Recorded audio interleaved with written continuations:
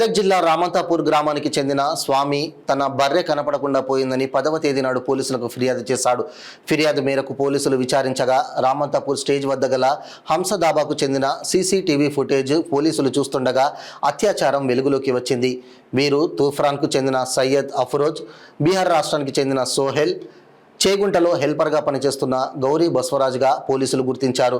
మతిస్థిమితం లేని మహిళ తన యొక్క వివరాలు చెప్పలేకపోతుంది. ప్రస్తుతం మతిస్థిమితం లేని మహిళను భరోసా సెంటర్కు తరలించారు పోలీసులు.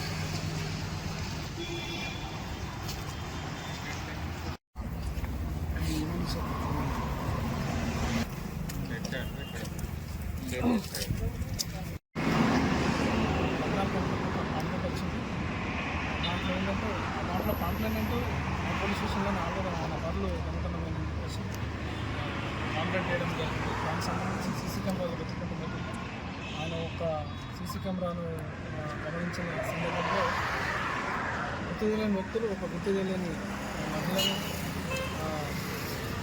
మానభంగం చేసినట్టుగా సీసీ ఫుటేజ్ ఇచ్చినట్టు దాన్ని బట్టి ఆయనే కాంప్లైంట్ చేయడం జరిగింది. కాంప్లైంట్ ఇస్తే దాన్ని కేసు రిజిస్టర్ చేసి మేము ఎవరైతే విక్టిమ్ ఉందో ఆ విక్టిమ్ని ట్రేస్ అవుట్ చేయడం జరిగింది. కానీ ఆమె మానసిక వికలాంగురాలు వాళ్ళ పేరెంట్స్ని కూడా ట్రేస్ అవుట్ చేయడం జరిగింది. చికిత్స నిమిషం హాస్పిటల్ తరలించడం, అదేవిధంగా దాన్ని నేరానికి పాల్పడ్డ నేరస్తుని కూడా గుర్తించడం జరిగింది. త్వరలోనే ఈ కేసుకి సంబంధించిన ఇంకా ఇన్వెస్టిగేషన్ జరుగుతూ ఉంది. ఇన్వెస్టిగేషన్ కంప్లీట్ అయిన తర్వాత నేరస్తులను అరెస్ట్ చేసిన తర్వాత పూర్తిగా